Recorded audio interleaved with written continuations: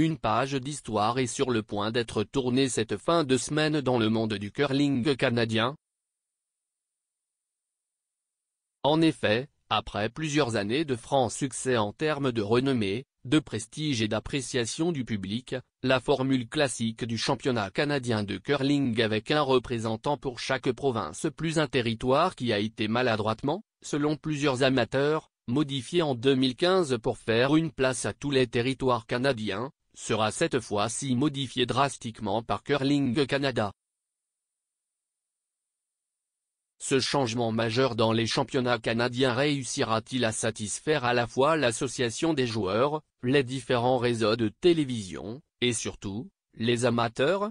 Ceux-ci craignent qu'à long terme, les championnats canadiens perdent de leur lustre et deviennent un simple autre événement de curling comme il y en a plusieurs au Canada chaque année.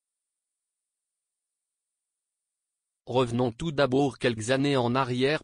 Curling Canada, voulant inclure dans ses championnats canadiens l'ensemble des provinces et territoires canadiens, a effectué une première modification en 2015. Avant cette première modification, le Scotty comme on l'appelle en raison de son commanditaire principal, regroupait 12 équipes. Une pour chacune des 10 provinces canadiennes, une pour les territoires et une équipe Canada, qui était l'équipe championne en titre et qui venait défendre son titre l'année suivante.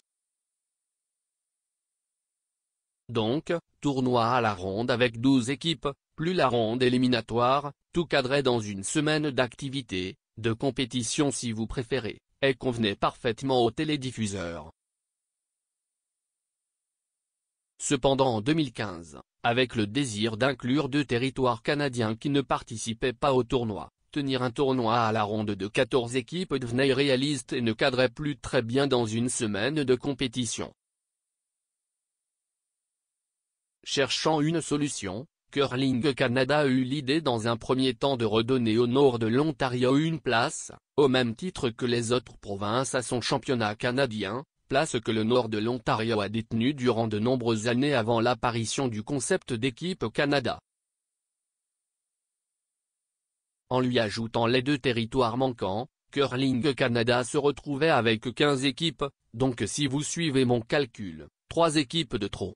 Au cours des dernières années, les équipes de trop si vous voulez et l'équipe ayant terminé au dernier rang lors de l'édition précédente disputaient une ronde de compétition, avant le tournoi à la ronde principale, pour sélectionner la 12e équipe à participer au tournoi des cœurs. Curling Canada a utilisé la même formule chez les messieurs pour le briller.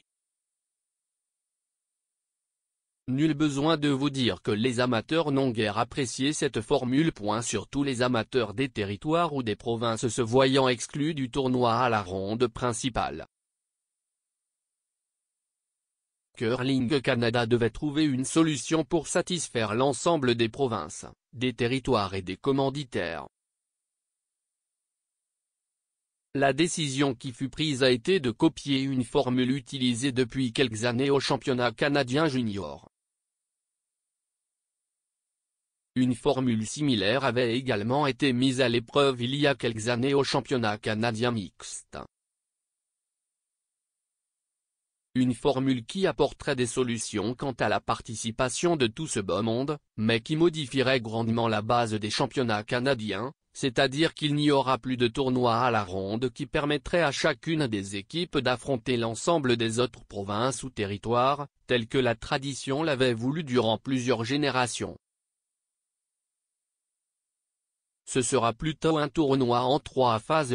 Les équipes désormais au nombre de 16, nous verrons plus loin la façon de sélectionner cette dernière 16e équipe, seront divisées en 2 sections et disputeront dans un premier temps un tournoi à la ronde à l'intérieur de leur section.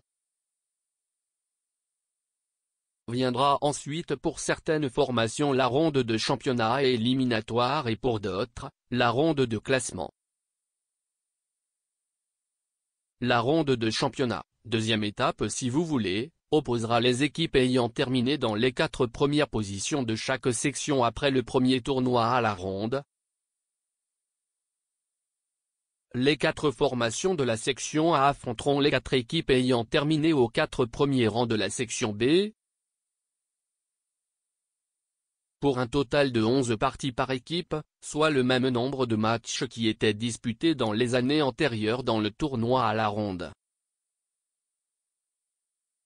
Finalement, pour la troisième ronde, la fiche globale des équipes déterminera qui participera à la ronde éliminatoire, utilisant le système page exactement de la même façon que dans les années antérieures. Donc, les 4 meilleures fiches globales participeront au fameux système page. Les équipes qui ne se classeront pas parmi les 4 premières positions de chaque section disputeront un dernier match, permettant de déterminer le classement global des 16 formations en présence. Ce classement aura une importance pour déterminer dans quelle section A ou B les provinces ou territoires seront placés l'année subséquente. Ne reste plus maintenant à expliquer de quelle façon la 16e équipe participante sera sélectionnée. Voulant récompenser les formations les plus actives sur le circuit et voulant s'assurer de la présence d'une des meilleures formations au pays au championnat canadien, Curling Canada a invité les 2 équipes ayant le meilleur classement au niveau de points accumulés sur le CTRS qui n'avaient pas réussi à se classer dans leurs championnats provinciaux respectifs. Ces 2 équipes s'affronteront dans un match sans lendemain, le vendredi soir précédant le début de la compétition. Ce match sera présenté sur les ondes de RDS2 à 21h30 le vendredi 26 janvier. En résumé, il s'agit, comme vous pouvez les constater, de changements majeurs qui modifieront grandement la compétition et l'image véhiculée durant si longtemps lors des différents championnats canadiens. Beaucoup d'amateurs ont déjà exprimé une certaine réticence face à ces changements majeurs. C'est en quelque sorte fort peu étonnant. Le curling étant un sport ayant un si large bagage de tradition que toute modification dans ses racines les plus profondes ne sera pas sans faire de vagues auprès des joueurs et des amateurs. Rappelons cependant que lors de l'implantation de la zone de garde protégée il y a quelques années, la plupart de ceux qui expriment de la réticence aujourd'hui, s'étaient prononcés en faux contre ces changements de règlement majeurs au nom de la tradition du sport. Pourtant, personne de nos jours ne remettrait en doute cette décision. On pourrait également ajouter que la formule qui sera utilisée a quand même fait ses preuves lors des championnats canadiens juniors depuis quelques années. Parmi les grands avantages de cette formule est de s'assurer que les matchs de la ronde de championnat, donc les derniers matchs avant la ronde éliminatoire, seront disputés entre les 8 meilleures formations à participer à cette compétition, rendant cette étape beaucoup plus intéressante qu'un calendrier qui verrait à titre d'exemple le Manitoba à son dernier match affronter le Nunavut pour s'assurer une place dans la ronde éliminatoire. En conclusion, il y a de fortes chances que cette formule ne soit pas parfaite, l'avenir le dira, mais je suis de ceux qui sont prêts à faire confiance à Curling Canada dans ce dossier. Les dirigeants de Curling Canada ont démontré depuis quelques années avec quelles efficacité et rapidité ils pouvaient apporter des correctifs au règlement dans le but d'améliorer le produit. Beaucoup d'autres fédérations sportives très populaires au Québec et au Canada n'ont pas le courage de réagir aussi promptement. À titre d'exemple d'efficacité, rappelons-nous il y a 2 ans à peine de quelle brillante façon ils ont su résoudre une problématique, qui en l'espace de quelques mois, avait gangréné le sport à un point tel que cette problématique risquait de détruire pour de bon sa crédibilité.